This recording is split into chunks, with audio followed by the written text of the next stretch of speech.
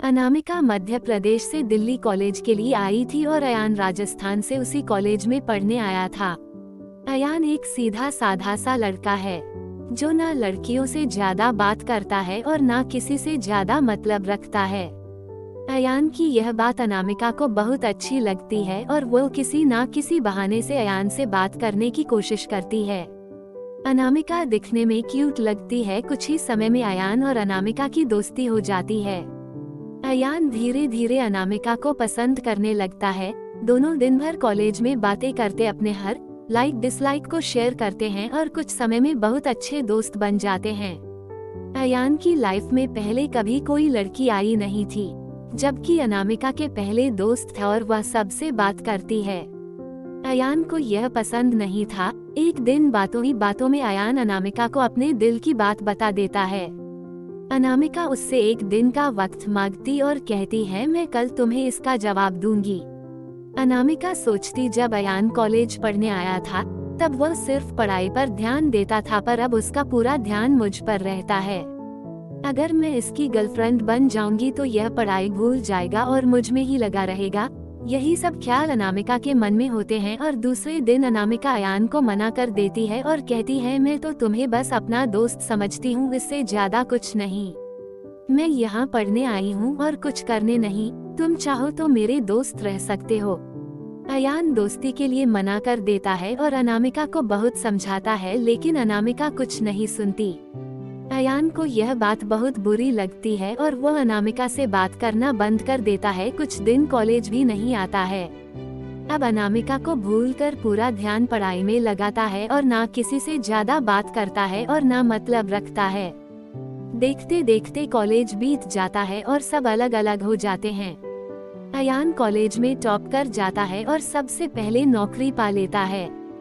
2-3 साल बीत जाते हैं। ना अयान को अनामिका का पता रहता है और ना अनामिका को अयान का कुछ पता रहता है। अयान अपनी कंपनी छोड़कर एक नई कंपनी में ज्वाइन करता है, जिसमें उसकी पोस्ट पहले से बहुत अच्छी और पगार दुगनी रहती है। जब अयान पहले दिन ऑफिस जाता है तो उसे पता चलता है अनामिका इस ऑफिस में उसकी जूनियर है। वो उस पर बिल्कुल भी ध्यान नहीं देता है और काम में ही लगा रहता है। कुछ दिनों ऐसा ही चलता है, पर दोनों एक दूसरे को पहले से जानते थे और एक दिन दोनों को एक प्रोजेक्ट के लिए साथ में बाहर जाना पड़ता है। प्रोजेक्ट के बाद ना चाहते हुए भी अयान और अनामिका की बात होने लगती है।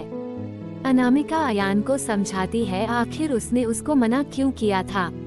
अयान को अनामिका की बात समझ आ जाती है और दोनों में गहरी दोस्ती फिर से हो जाती है। पूरे ऑफिस में दोनों की दोस्ती के चर्चे होने लगते हैं।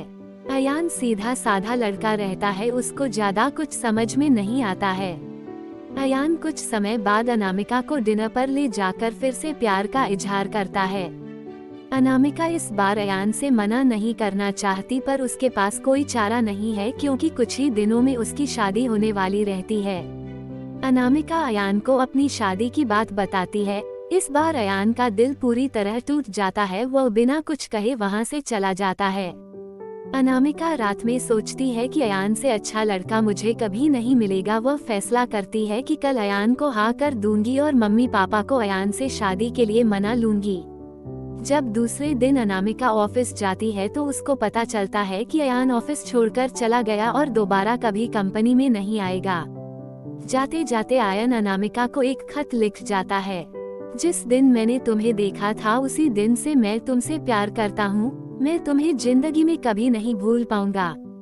तुम जहाँ भी रहो, जिसके साथ भी रहो, खुश रहो।